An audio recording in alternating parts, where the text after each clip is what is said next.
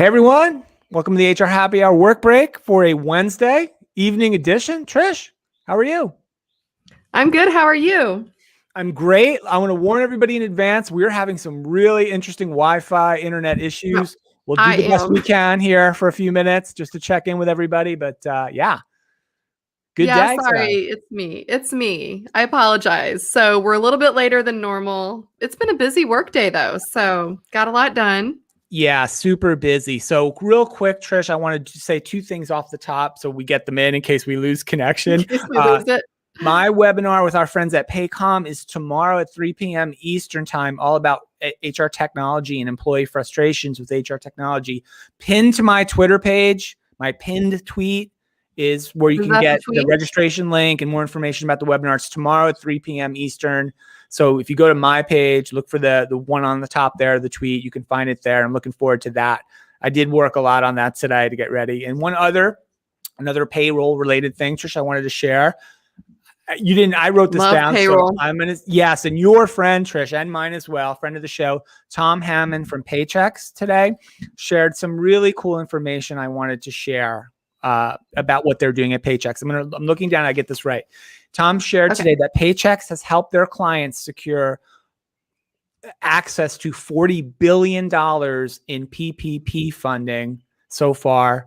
40 billion, that's with a B, and an additional $500 million in employee retention tax credit funding. So we're talking about almost $41 billion of funding and support for their organizations. And more importantly, Trish, to keep people on payrolls and getting paid, right? And that's a huge deal because you and I know, we talked about this last year, how difficult it was to navigate that process.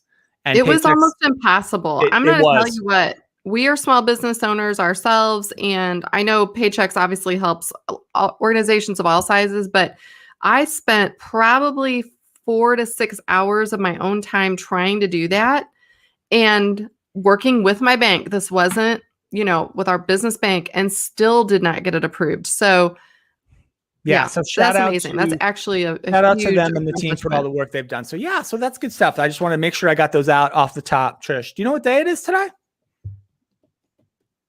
What day is it today? It's Equal Pay Day. Did you know that? Is it really? Yes. Today is the day. I wish. Today is everyone should pay people equally starting from here going forward. Today's the day that symbolizes how many days into the new year that a woman would have to work in order to or earn the same as a man, right? Essentially, right? It's still about 82 cents per $1, 82 cents what women make per dollar, man. I know there's lots of controlling for lots of things, blah, blah, blah. I'm not going to get into all the details of that, but it's still a problem. Right. Still a huge problem. And so a lot of people were talking about that today. A lot of people tweeting about it. I wanted to recognize it as well. Come on. Lots of opportunity. There's lots of great. That's crap. That is absolute crap. Fix it. Companies. There's a lot of technologies too that have that provide employees. I've seen quite a few of them over the years, right? Pay Equity Explorer from ADP is one that I've seen recently, and so Equal Pay Day today. Oh my gosh, that makes me sad and angry at the same time. Yeah, it really does. That's just frustrating. I read one estimate. I think it was World Economic Forum data that said at the current pace of how compensation practices are evolving and the job markets are evolving, it's still going to be like 100 years or more before we can achieve true pay equity if things keep going as it is. So no, do it now. Start fixing it now if you're not ready. Like that's, preaching to the choir, I know, but yeah. Well, wow. Well, happy Pay Equity Day, I guess. All right? So that's it. I'm running through my items, Trish. What's going on in your world? I saw 2 interesting items. Okay, first of all, were you a fan of Sesame Street growing up? I was a huge Sesame Street watcher. I was a viewer for sure. I'm in the demo for that. That's a very Gen X thing. And I have to admit too, my kids are now 17. They were never that big into Sesame Street, to my dismay, because I thought I was going to get to be all, Elmo and like everything, right? So, also, can I shout out, like, you might see me, I'm like playing with my thing here. Glitzy Bingsu, 50 cents at Walgreens. These things are so great. It's just like stretchy stuff that you can like de-stress with. So I'm kind of trying to de-stress from the news that it's Equal Pay Day. Anyway, back to Sesame Street. So I didn't realize over the years, I guess I thought this had already occurred, and it has not. Did you know that they just now have introduced the first 2 Black Muppets? Wes is the little boy Muppet, and he's 5, and his dad Elijah, and they are actually going to be proactively teaching children about different skin color, about different cultures. And I guess when you think about it, the Muppets were always different colors, which would represent different races, sort of. But anyway, they're doing it much more explicitly to help teach children now. And I think that's fantastic because, again, it just gets you prepared for school, work world, life, everything, right? So, yeah, that's great stuff. No, I didn't see that. So that's cool. Yeah, I was a fan. Kudos to them. I was a Mr. Rogers guy too, right? I love Mr. Rogers. Oh man, who doesn't love Mr. Rogers? And the documentary about him is great as well. That they it really is worth a rewatch maybe as well. I agree, and I'll tell you what: if you don't have little kids, you kind of get away from the kid shows.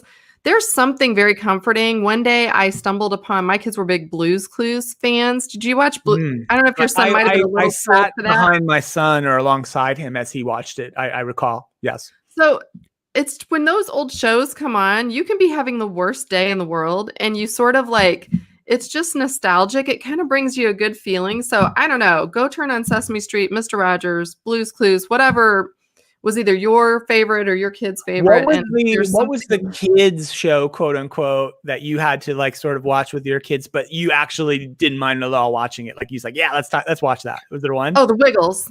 Wiggles. The original Wiggles, that my kids were so into that. And that was like their first concert that we went to.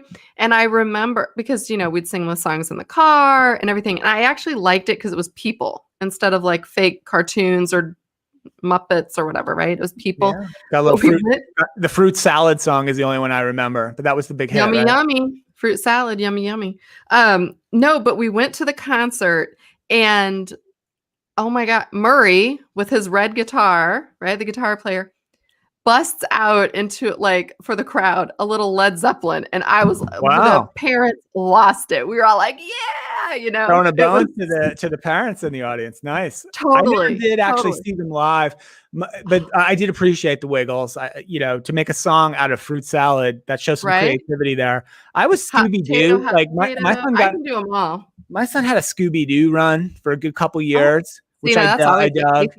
I love the end of every Scooby-Doo episode because everyone was the same, right? They'd catch the villain, they'd pull the mask off, and it was Old Man Dithers all along. Yes, they're all the best, right? Oh my gosh, that's so true. I kind of forgot about those. That's hysterical. Yeah, I liked Scooby. Yeah, that's one more thing, real quick, because it's timely. I don't want to. Last thing, Trish, Prince Harry is now a member of the HR Tech community. BetterHelp. Right. So kudos to BetterHelp. And here's my question, Trish. Is that the biggest hire in the history of HR Tech? Probably. I think so. How do you tell? That's the one that we're hey, can we make a request that HR Tech conference gets him to keynote, please? So I'm working on 2 things. I'm efforting already, Trish. I've sent out my first feeler. I'm looking for immediately. Prince Harry on the HR Happy Hour show and Prince Harry to come and speak at HR Tech. So that's officially out there. BetterHelp people. I know you're probably getting a lot of incoming today. I get it. All right. That's fine. I'm going to fan myself. He's amazing. I'm on the list too. Can I tell you though, one serious thing? I've seen a lot of chatter on Facebook groups about like how, he's not qualified. Why would they get him? I'll tell you what, I think that's a good move, not just because he's Prince Harry, of course, right? There's some PR that goes with that. But the truth is he has always, since his mother's death, been very involved growing up in organizations and helping people deal with mental health issues and finding resources for them. So to me, this is just an extension of the work he's been doing. And then again, we kind of talked a little bit the other day about the show that he and his wife did with Oprah, where she's talking about having some mental health challenges herself. He admits to it as well. So to me, it actually makes sense to have someone who is very public on a big platform, who's not afraid to say that they struggle themselves. Like who better would you pick? right? Look, if you want to Mhm. draw attention to the issue, it makes a lot of sense, of course, right? So I Yeah. get it. I'm a Yeah. cynic, but I'm not knocking this one bit. I think it's actually Yeah. a pretty good move. So, all I right, do too. Trish, I have let's one more for you. One, because quick. you like to end with a song. So I want to ask you, I want to put you on the spot and see if you'll sing us out today Oh in boy. honor of BJ Thomas of Raindrops Keep Falling on Your Head fame, Okay. I'm glad you said the song because I was diagnosed with not familiar with the artist. stage 4 cancer. Ooh, all So right. That's a little let's heavy. pass some good vibes to, because who has not grown up with a little raindrops keep falling on your head, right? When we were all young, little, whatever. Yeah, that's sad to see. Haven't heard of them Yeah. in years, but yeah. So Well, anyway, good in luck case to you him. feel like singing raindrops keep falling on your head, Steve. I'm probably as gonna we- pass on that, but You're gonna yeah. pass. Good luck, No. BJ. Best Good. wishes. That's right. Best witches. Witches. I can't even talk.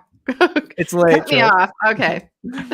All right. We'll be back tomorrow with more fun and games on the HR Happy Hour work break. Check out hrhappyhour.net for all the stuff. All right, Trish.